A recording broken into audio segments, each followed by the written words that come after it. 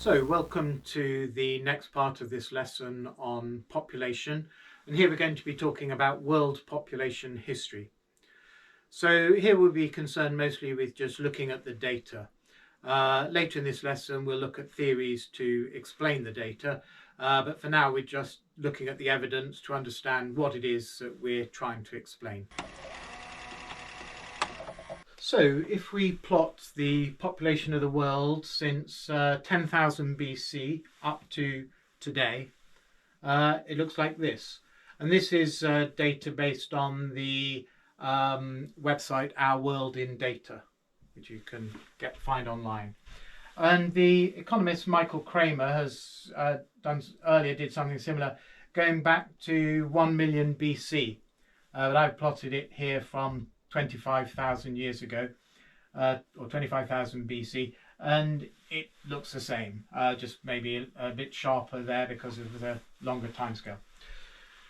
So that is the growth of world population. That is how it looks. And people might say, well, how can you really be sure of this? How can you really know what the population of the world was back in 10,000 BC or in times around here? Well, in fact, people can make pretty good estimates, because for these archaeological times, people look at archaeological sites at particular periods. They can date them, and they can estimate how many people were located around in each archaeological site, how many people that represents, and they can see how many of those archaeological sites there are across the landscape, so they can get a reasonably good picture of the density of population in particular areas, and therefore estimate the population of those areas back in these very ancient times. And then by the time you get up to the Roman Empire, the Roman Empire was conducting censuses of its population. In the New Testament Gospels, Jesus is born at a time when the Roman Empire is conducting a census. And the Chinese at the same time, the Han Empire in China, was also conducting censuses of its population. And although those only represent part of the world, they were the most populous parts of the world. They had the largest amount of the world's population, the largest fraction of the world's population. And the other parts of the world had much smaller populations that were really in the noise. So we can get from those ancient censuses a pretty good feel for what the population of the world was. And then in the last couple of 100 years, almost every government has considered it part of its duty to maintain censuses of its population. So for the last 200 years, almost everywhere we've got very good records of population. So this curve, we can be pretty confident about the numbers in the curve. This is not just guesswork. It's based on solid reasoning and data. And if we look at population growth rates, so the rate of change of population is related to the population, it's proportional to the population, it's an exponential kind of law, that the more people you have, the more faster they reproduce, and the population growth rate is the constant in front that relates the rate of change of population to the population. Or in other words, the growth rate is the rate of change of population divided by the population at a particular time. So if we plot growth rates around the world, we find this. And this is just meant to be indicative from about 500 BC up to the present. For Europe, there's a slight increase in population growth rates over that time. For the rest of the world, though, other regions of the world, the population growth was fairly stable for a long time, but then around about 1800, it suddenly shot up. So Europe is distinctive from almost all other regions, that it hasn't had a sudden surge of population, but other parts of the world have had this sudden shooting up in population, very high population growth rates, which are now coming down, as we'll soon be discussing. So it seems perhaps as this is based upon new technologies that allowed sudden surges in population outside Europe that were kind of delivered to them as a package. But they were developed in Europe and had a more gentle effect on the population growth rate there. But anyway, what this means then is that most of this recent surge in population here has occurred in the rest of the world rather than in Europe, where population growth has increased more gently. So if we leave up this chart then for world population growth since, in this case, 10,000 BC up to 2000, it was found in the 1960s that this curve is actually a hyperbola, a mathematical hyperbola. So the world population has exhibited hyperbolic growth. And it's not just roughly a hyperbola, it's hyperbola to a goodness of fit coefficient of 99.7%. So to an accuracy of 99.7%, world population has followed a mathematical hyperbola since 10,000 or even 25,000 BC. And the formula of the hyperbola is this. The population of the world is given by 2 times 10 to the 11 over 2025.9 minus t, where t is the time in years. And remember, it obeys this equation to an accuracy of 99.7%. And this figure here, the 2025.9, when the time equals 2025.9, this will be 0 on the bottom. And so this will be division by 0, and so the population will become infinite or reach a singularity. So this is heading up towards infinity at the time 2025.9. And 2025.9 then is 9/10 of the way through the year 2025. The team that studied the hyperbola in the 1960s found the singularity date to be Friday the 13th of November 2026. Well, obviously, that's not happening. We're not reaching infinite population. So something had to give. And what actually happened was that almost as soon as they'd found this formula, the world population started to move away from the hyperbola. Around about 1970, it started to slow down because something had to happen. It couldn't reach infinite population. And this hyperbolic growth is only evident when we look at the world as a whole. It's not, we don't see it in individual countries. If you plot the population of individual countries, they don't follow a hyperbola. Things much more messy. It's only when we look at the population of the world as a whole. But that suggests that the whole world then was working or functioning as one connected system. Even back in very ancient times, the world population was a single system that obeyed a single law. And although I say that it's only found at the world population, at the level of the world, that this population growth follows a hyperbola, if you look at a large self-contained region like China, then within that region you can also find hyperbolic growth. So it's large enough to be able to exhibit hyperbolic growth, but at a smaller level, migration and all sorts of things mess up the picture.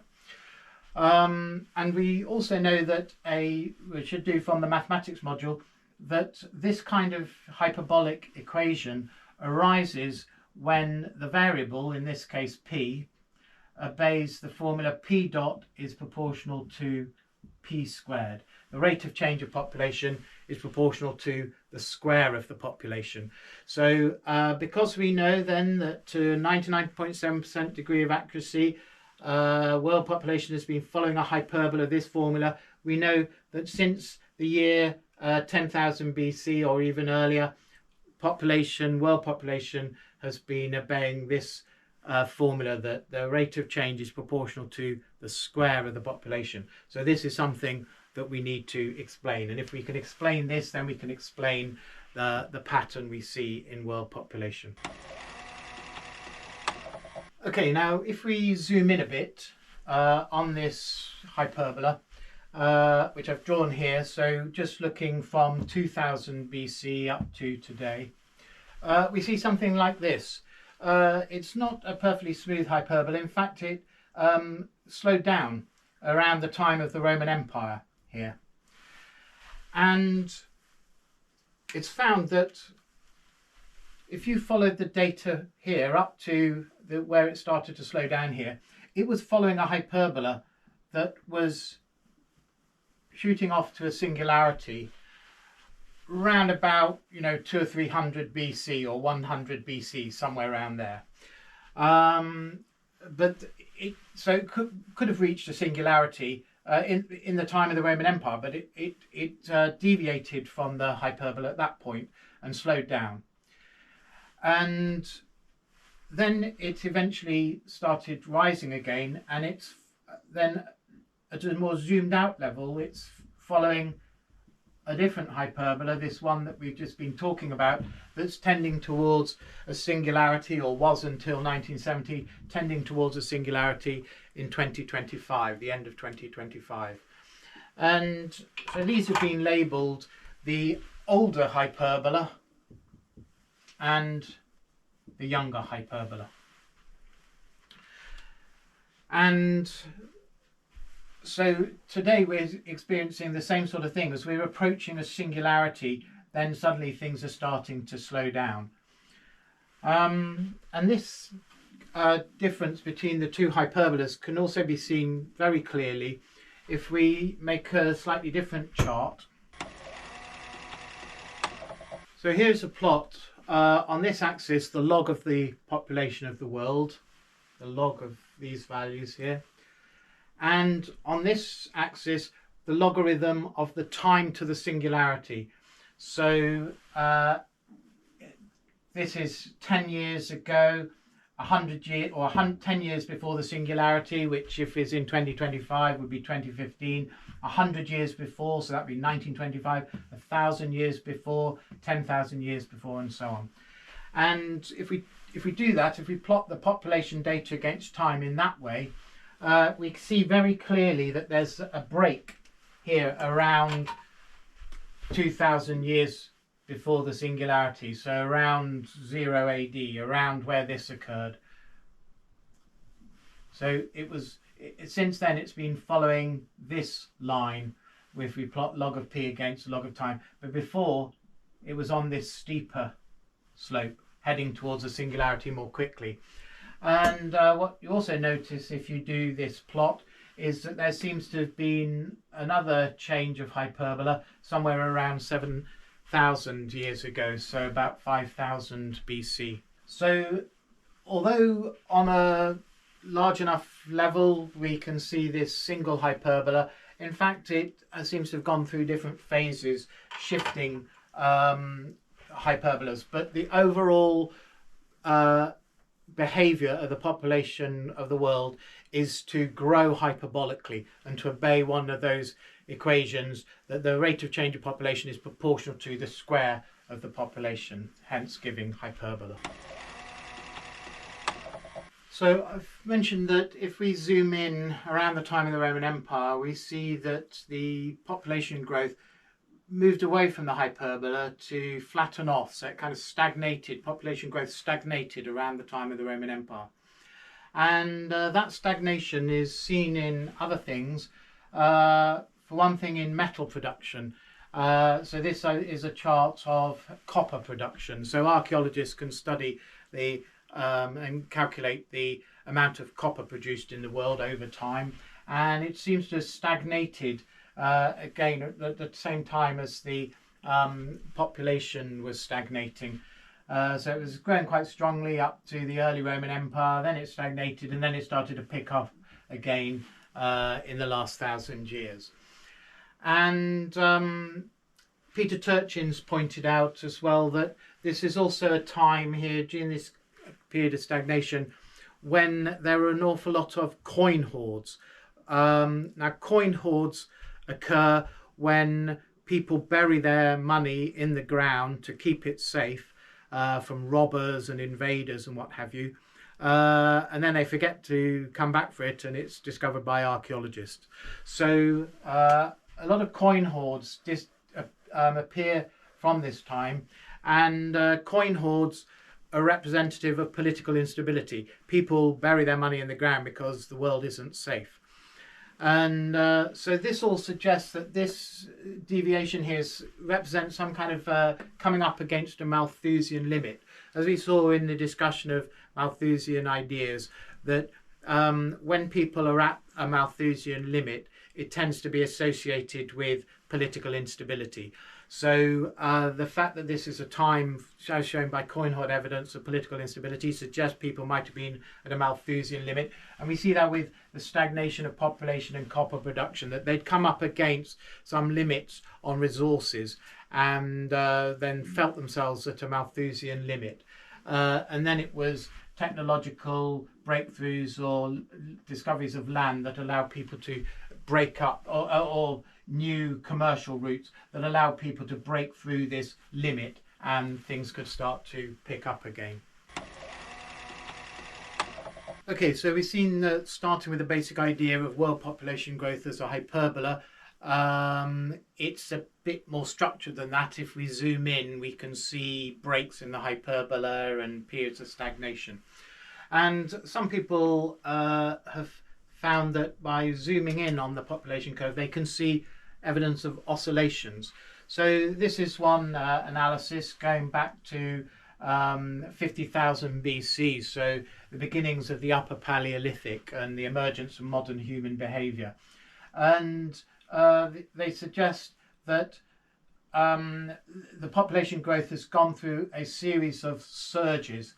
So there was one from about 50,000 to 40,000 BC, with the first emergence of modern human behaviour, then a kind of stagnation, and then there was another surge between about 25 and 20,000 years BC, and then plateaued for a while, and then another surge from the end of the last glacial maximum around 18,000 BC up to 16,000 BC, and then another surge from around 13,000 BC to about 10,000 BC in the beginnings of the emergence of agriculture.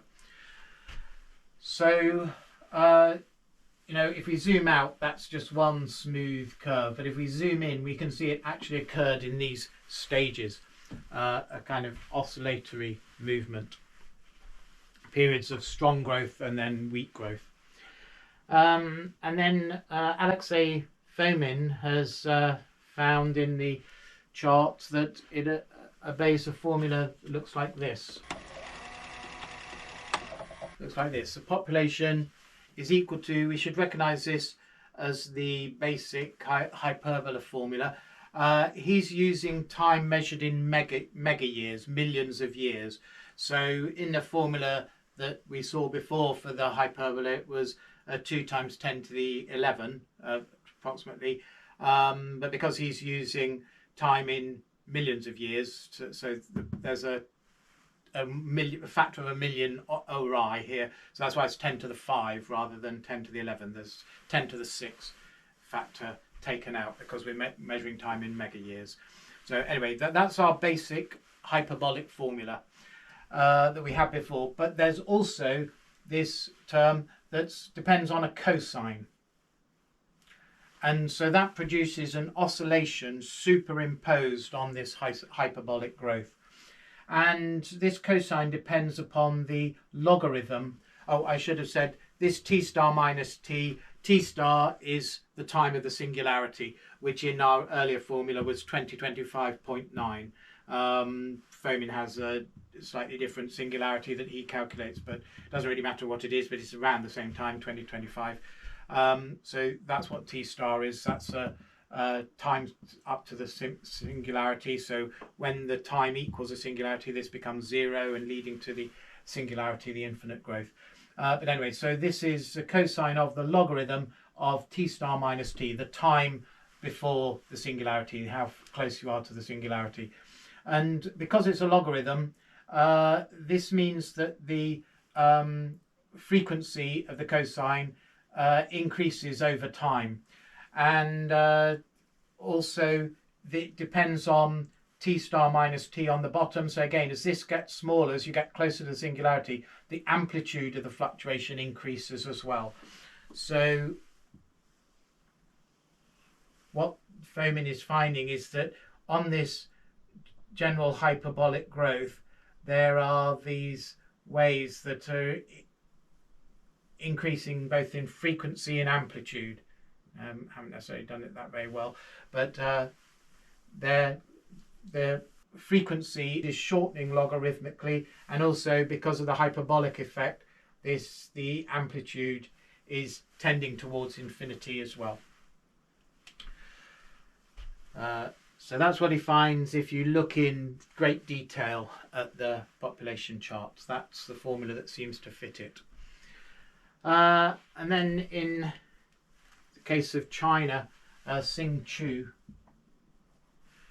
has found that there, if you look from about 500 BC up to today, it seems to follow 4 logistic curves.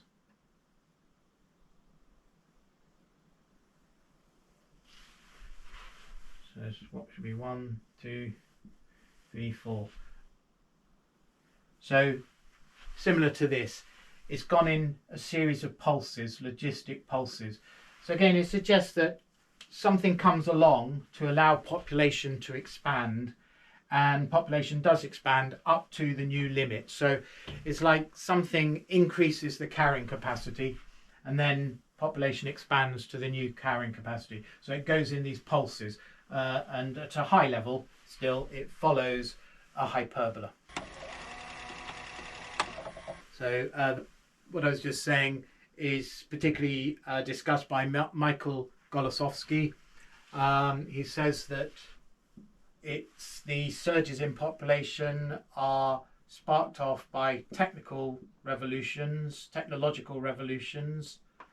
things like, you know, the discovery of bronze making, the discovery of iron, and also new territories, expansion into new territories. So, you know, we can see something like this, the last glacial maximum. After the last glacial maximum, people moved into the territories that had previously been covered with glaciers. And so that was virgin territory. They could vastly increase their populations as they started to occupy that virgin territory. So these are the things that seem to come along and increase carrying capacity, technological revolutions and expansion into new territories. Okay, so I'd just like to take a little closer look at the recent slowdown in population. So we said that it was calculated in the 1960s that the hyperbola was going to reach a singularity in November 2025, but about 1970 that started to change. This is a look at population growth then from 1950 up to 2100. So, you know, up to 2025, we know what it is, and then the rest is projected. And so what will happen, it was on a hyperbola to about 1970, but then this was the inflection point. At that point, instead of carrying on getting faster and faster, it started to slow down. And it's now projected to turn over and reach a stable value of about 11 billion by 2100. The world population will be 11 billion, or at least that was the projection a little while ago. And this projection, you know, can be pretty accurate because the people who will be the parents and the grandparents of those people who are alive in 2100 are already alive today. And so we know how many parents and grandparents for these people there are, and we can also estimate the fertility and mortality that will occur, because those are not likely to change by huge amounts. So we can get a pretty good estimate of how population is going to change over the next 100 years or 75 years, and what it's going to end up at. So it seems to be stabilizing on about 11 billion. I suspect that may have been coming down a bit, because in fact population growth rates have proved even, or have been falling even more drastically than people expected. And if we look at population growth rate, this is the population growth rate in percentage terms. For Europe in 1950, it was the population was growing at about 1%. It's come right down and is now practically zero. In Asia, it reached a peak here somewhere around about 1970 at about 2.5%, and has been declining and is now down to about 1%. Africa reached a peak later, around about, say, 1985, the time of Live Aid for the famine in Africa, in Somalia. So that was when Africa reached a peak, also around about 2.5%, 2.6%, and it has not been declining so rapidly as Asia, but it is been slowly declining since as well. And so I've left out some, the Americas and other regions, but for all the regions of the world, population growth is declining today. Now, we saw just now that population seems to oscillate or go up in surges, and then a period of stagnation, then another surge, while obeying overall this hyperbola. So, you know, we don't really know what the significance of this is, whether this is, you know, the final value for humanity as we've filled up the earth, or whether this is just another, you know, surge that's played itself out, and then there may be stagnation for a while, but then another surge will come along later as some new technologies arise to allow further growth. So although the population has left the hyperbola, that doesn't necessarily mean that we've left the era of hyperbolic growth forever, although some people suggest it is, and that you know, we have now reached the limits of what the earth can take. Okay, I now want to talk about something called the demographic dividend, which has been discussed by Jack Goldstone, political scientist. So over the last so many decades, 100 years or so, the economic growth in the less developed countries has been about the same as the economic growth in the more developed countries. But in the more developed countries, they had been through their demographic transition and their populations are relatively stable. So that economic growth delivered benefits to the population in terms of an increase in the amount of economic product per person. But in the less developed countries, although they were growing at the same rate, their populations were also growing. So they, at the individual level, there was not more to go round per person, because all the increase in economic product was being spread among an increased population as well. So in other words, they were in a Malthusian trap, that although they were improving their economic output, they were also expanding their population to meet it, so there was no overall improvement in their standards of living. But now, as we've just seen, population growth rates are decreasing all around the world, including in the less developed countries. And so this fall in the population growth rate should translate into real improvements in GDP per capita, and therefore in standards of living, real wages. And it's better than that as well, because there's been this recent surge of population growth in those regions, in the less developed countries. It means that now there's a lot of people of working age. All those people that were born have now moved into the working age population. And as their population growth rates are falling, now they're not bringing in so many children into the world, and children are dependents, so they don't have so many children to provide for, to educate, to feed. And also because that surge of population has moved into the working age bracket, but the old age people are from previous times when population growth rates were lower. So there aren't so many old people either. So they've got a large working age population and a small old population and a small young population, the two dependent populations. So they have a very large fraction of their population that is economically active. And so these countries can be economic powerhouses for the size of their population, because such a large fraction of their population is working and economically active. And the point of this is that in the last half of the 20th century, people talked about the Asian tigers, countries like South Korea, that saw massive economic gains. What Jack Goldstone is pointing out is that the growth of those Asian tigers, part of it is due to this demographic dividend effect, that they had a surge of population growth that then gave them a very large fraction of their population which was of working age and economically active. But now, as that is coming to an end because they're completing their demographic transition, that population bulge is moving into old age, and they're no longer enjoying that demographic dividend of having a large working age population and small dependent populations. And we can see that on the chart of the demographic transition.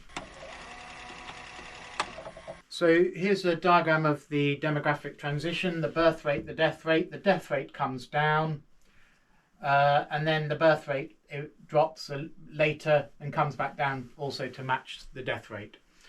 And Jack Goldstone is saying that this is the sweet spot. This is when you get the demographic dividend. So your birth rate's coming down, so you haven't got a lot of young people anymore, but those people who were born here are now and survived because of the low death rate are now of working age. And so that's the sweet spot. This is when you get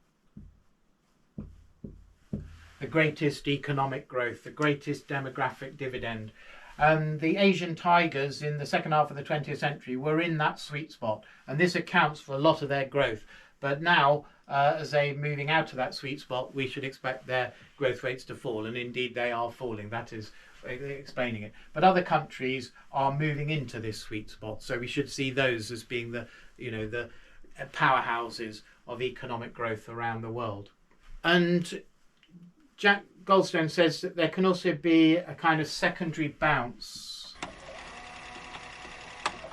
As this large population bulge moves into old age, it's taken with it a lot of savings that it's collected over its working life.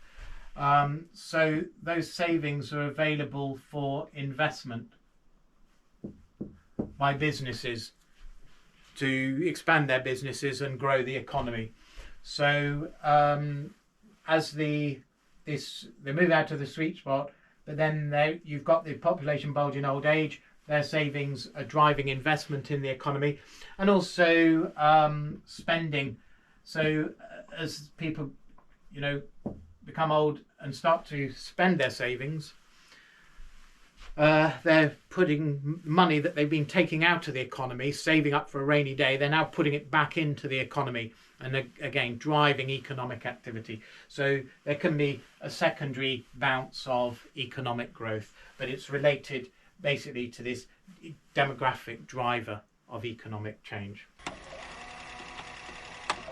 Okay, so now we'll say a little bit more about the effects of aging. So Jack Goldstone points out that the most productive, economically productive part of the population is those between 20 and 40 years of age. Those people in young adulthood are the big economic producers in the economy. And this shows a population that's in that sweet spot of the demographic dividend, where its population bulge is in this 20 to 40 bracket. And it has fewer people in the less economically productive brackets outside that. But then because it's continuing through the demographic transition, this population bulge ages. So I should say this is the age structure of your population: 0, 20 years old, 40 years old, 60 years old. So the people between 20 and 40 are the most productive, and it shows here in the sweet spot of the demographic dividend, the large part of the population is aged between 20 and 40. But then here, the population is aging, and so now a larger portion of the population, or this large bulge of the population, some of it is outside that 20 to 40 bracket. Coming in below are the younger people who are born during times of lower population growth, so there are fewer of them.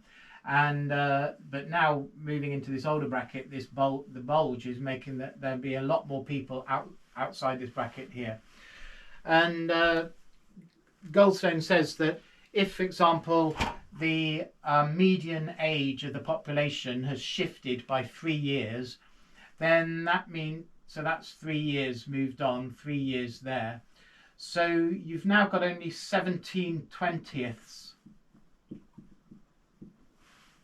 of the 20 to 40 age bracket is occupied by this population bulge. So that's moved on 3 years, so that's this total of 20 years there. So 3 years is this smaller population, and only 17 years are of the large population. So you've only got 17/20ths of as many people in the 20 to 40 bracket as you have here.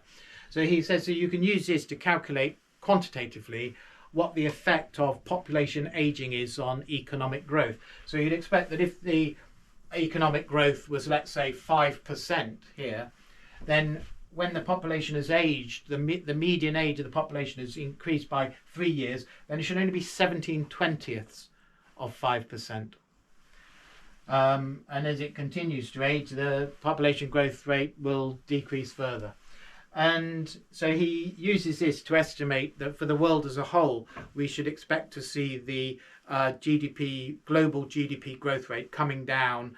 And he was writing in about 2015. So he said over the next generation, we would expect to see, on this basis, a reduction in global GDP growth rate from 4% to 3%, let's say.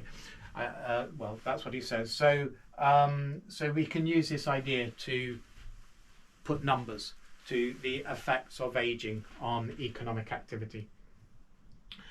And Goldstone also points out that although there's a lot of talk about the problems of population aging in the developed countries, in the Western countries, the developed countries have been dealing with this for a long time. They've passed through their demographic transition quite a long time ago.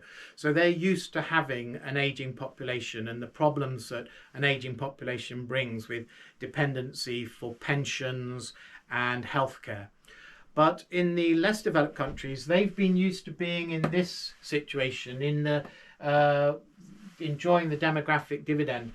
But now, as the whole world is aging and population growth rates are falling everywhere, the less developed countries are starting for the first time to face the problems of an aging population. So it's presenting a bigger challenge. Global population aging is presenting a bigger challenge in the less developed countries than in the more developed countries, which, as Goldstone says, are kind of used to it. And in, say, a country like China, as it faces aging, it's then causing these problems of dependency, and it's also affecting their geopolitical power, because they've then got fewer people of military age, and they've also got lots of military veterans. So a lot of their defence spending is now going into paying the pensions of military veterans rather than equipping the army. And lastly, in some parts of the world, particularly Japan and to some extent Russia, population growth rates have become negative and population has been shrinking. So we'll finish just by thinking briefly about the effects of shrinking populations.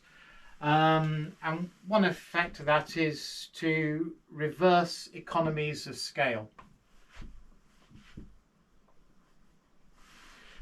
So we talked about economies of scale in the first part of this module, first lesson of this module. How when a business is serving a large market, it can spread the fixed costs of that business over the large number of customers, so reducing the cost to each individual customer. Well, when a population is shrinking, then the market is shrinking, so the costs will be spread over a smaller number of people, thereby increasing the costs for the individual. And so that is reversing the economies of scale with the shrinking population. So things will become more expensive in a shrinking population. Military capabilities, so I already mentioned with aging population, but also, you know, military capabilities will decrease if your population is shrinking. You won't have so many military age people in your population. And then Karl Marx suggested that political elites like large populations because that makes labour cheap by the law of supply and demand. If you've got a lot of people supplying labour, then that makes labour cheap, and that's good for the elites. They can do a lot with this cheap labour. And so you might think that the shrinking of the population, then, if elites like a large population, then a shrinking population should be kind of bad for the elites and therefore implicitly good for the ordinary people. But Goldstone says that that is not necessarily the case, because the elites have established practices that secure for them not a particular fraction of the economic product, but a certain absolute amount of the economic product that is what they need to maintain their lifestyles. And so that as the population shrinks and the economy shrinks, the elites will keep what they need for themselves. They will keep that as it is, and this shrinking will be impacted on the ordinary people. They're the ones who will have to share out a smaller pie, but the elites will keep their absolute share of the pie. Less to go around for ordinary people, but the elites not necessarily so much. But then on a more optimistic side of things, it's found that if you look around the world, the countries with smaller populations have a slight tendency to have higher GDP per capita. So countries with smaller populations are better off. It's not a very strong effect, but there is an effect of that kind. And so let's write that up. So countries with a smaller population tend to have a higher GDP per capita, higher real wages, higher standard of living. And this is because although they're smaller and have a smaller local market, they can participate in the global market due to globalization and improvements in transportation and communications that allow them to participate in the global economy. So they don't really lose much from just having a small local market. And also they tend to form alliances with big countries that then protect them. So they don't have to spend money on their own defence. They can rely on the superpowers to underwrite their defence. And so, that's less money wasted on defence and more for the population. So this suggests that countries that are shrinking in population, if they adopt suitable policies, may actually be able to benefit from it rather than suffer, as suggested here. They may be able to maintain their standards of living and even improve it.